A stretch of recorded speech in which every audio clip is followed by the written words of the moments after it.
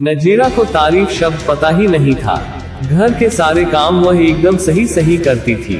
खाना बहुत स्वादिष्ट बनाती थी, लेकिन फिर भी आज का खाना अच्छा था बहू, ऐसा उसकी सास कभी भी बोलती नहीं थी और पति भी कभी उसकी प्रशंसा नहीं करता था। उसने बनाया हुआ खाना चुपचाप खाकर उठकर दोनों पति और सास चले जाते थे। उसने खाना खाया या नहीं इसका उन दोनों को फर्क नहीं पड़ता था। सास को वह पसंद नहीं थी। उसके हाथों से जरा सी भूल हो गई तो सास तुरंत गुस्सा करती थी।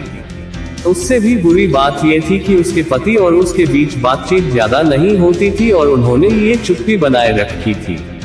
वह उस पर ध्यान नहीं देता था। परदेश में पढ़ाई करने गया हुआ छोटा देवर मात्र समय समय पर नजीरा को फोन करता था, पूछता था भाभी कैसी हो। उसका फोन आने पर नजीरा बहुत खुश होती थी। अपना मन हल्का करने का उचित स्थान था नजीरा का। कुछ ही दिनों में देवर की पढ़ाई खत्म हो गई और वह घर आया। थोड़े समय के भीतर उसे एक अच्छी नौकरी भी मिल गई।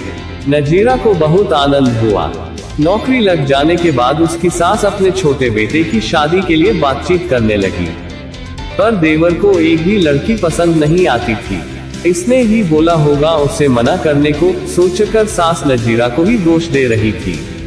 नजीरा को चिंतित देखकर देवर ने अपनी माँ से कहा, मैं एक लड़की से बहुत प्यार करता हूँ, मैं उसी से शादी करूंगा।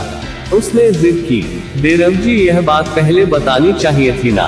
नजीरा ने ये बात अपने पति के कान पर डाली। इस बात पर उसने थोड़ी खींचपीट की, लेकिन लड़की देखकर वह भी तैयार हो गया। सवाल बचा सास का अपने छोटे बेटे का मन कैसे दुखाएगी वह। बाद में उनकी भी हाँ हो गई। नजीरा को बहुत खुशी हुई। उसे लगा एक अच्छी सहेली आ जाएगी अब साथ देने के लिए, दिल के राज बताने के लिए। पर कैसी होगी छोटी देवरानी, रस बस जाएगी हमारे साथ और इस घर में, या वह एक अलग दुनिया बसाने पर जोर देंगी देवर जी को। इस विचार से थोड़ा टेंशन में आ गई। कुछ दिनों बाद नजीरा की छोटी देवरानी चौखट लांघकर घर में आई। देवरानी ने घर में आते ही सारे घर की जिम्मेदारी अपने हाथों में ले ली।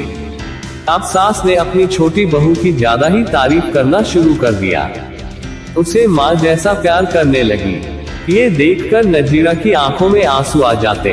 वो सोचती मैं भी तो यही काम करती थी, फिर मेरे साथ ही क्यों ऐसा बर्ताव।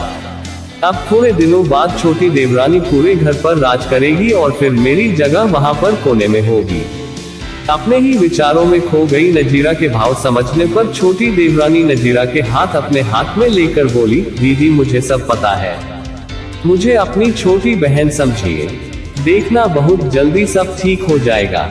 छोटी देवरानी ने पूरे घर की जिम्मेदारी तो ले ली, लेकिन कामों में कुछ ना कुछ बार बार भूल करती थी। फिर देवरानी नजीरा के पास जाती और मदद मांगती थी। ऐसा रोज ही होने लगा। ये देखकर सास गुस्सा हो गई, मेरे रहते हुए वह छोटी बहू बड़ी बहू को क्यों पूछती रहती है। फिर सास भी रसोई घर में आकर चार काम शुरू करने लगी। धीरे धीरे वह छोटी बहू के साथ साथ अनजाने में बड़ी बहू से भी प्यार से बर्ताव करने लगी, प्यार से बोलने लगी, नए पदार्थ दोनों को सिखाने लगी, भूल समझकर समझाने लगी। अब सास और दोनों बहुओं में अच्छी दोस्ती होने लगी। इस वजह से बड़ी बहू का स्वभाव भी अच्छा होने लगा। उसके स्वभाव में खुलापन आ गया। सास भी दोनों के साथ कभी शॉपिंग तो कभी फिल्म देखने जाने लगी। वो अपनी दोनों बहुओं को समान प्यार करने लगी थी। इस वजह से घर का माहौल हंसता खेलता हो गया।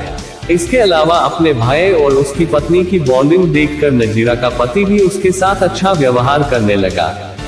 ये देखकर छोटी बहू बहुत खुश हुई। दीदी घर पर पहले आप ही का हक था, ऐसा बोलकर छोटी बहू ने पूरी घर की जिम्मेदारी अपने जेठानी को दे दी। साल भर में नजीरा के देवर को अच्छे वेतन और बड़ी पोस्ट पर स्थानांतरित किया गया। अब छोटी देवरानी भी अपने पति के साथ परदेश जाएगी और मैं फिर अकेले रह जाऊंगी। इतना ही नहीं, इतने सालों बाद सास का व्यवहार जो इतने सालों बाद बदल गया था वह फिर से वही हो गया तो इस विचार से नजीरा डर गई। देवरानी की नजीरा को इतनी आदत हो गई थी कि उसके बिना घर काटने को दौड़ेगा। देवरानी के आ जाने से घर का माहौल बदल गया था। वह थी ही ऐसी खुशमिजाज और ऊर्जावान, जैसा के नाम से पता चलता है। यहाँ देवरानी की हालत भी कुछ अलग नहीं थी। उसे दुख हुआ कि यदि यहाँ रहना पड़ा तो उसे अपने पति से दूर रहना पड़ेगा। नजीरा के देवर की जाने की गड़बड़ और देवरानी मात्र टेंस होने के कारण नजीरा सोच में पड़ी। अंत में उसने देवरानी को पूछा तो देवरानी ने जवाब दिया कि दीदी मैं सारा दिन नए स्थान पर अकेली रहूंगी, उससे अच्छा मैं यही हूँ। आपके देवर को बोला है मैंने शनिवार और रविवार की छुट्टियों में आप ही यहाँ आ जाया करें। मैं भी उनके साथ जाया करूंगी बीच बीच में थोड़ा बदलाव के लिए। उस पर वह बोलते हैं कि 6 महीनों में वापस यहाँ ही बदली कर लूंगा मैं। अपने पति की नकल करके देवरानी बोली और छोटी देवरानी भी हंसने लगी। अपनी आंखों के आंसू पोंछते हुए नजीरा बोली छोटी ये दिन वापस नहीं आने वाले, जाओ तुम अपने पति के साथ, उनके साथ भी तो कोई होना चाहिए ना। दीदी आपने मुझे बड़ी बहन का प्यार दिया, वैसे ही भैया के रूप में एक बड़ा भाई मिला। ये भरा हुआ संसार छोड़कर मैं कैसे जाऊं? वहाँ अकेली का मन नहीं लगेगा। 6 महीने का तो सवाल है, वो आते रहेंगे यहाँ पर। ये सुनकर नजीरा ने अपनी देवरानी को खुश होकर गले लगाया। तभी देवरानी नजीरा को बोली अपने पति के साथ एक अलग जीवन बनाने में समय नहीं लगता, अपनों में रहकर पति की प्रतीक्षा में ही आनंद है।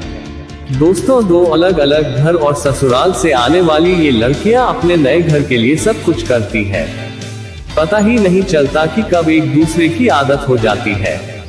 सच में देवरानी जेठानी का रिश्ता बहनों से कम नहीं होता।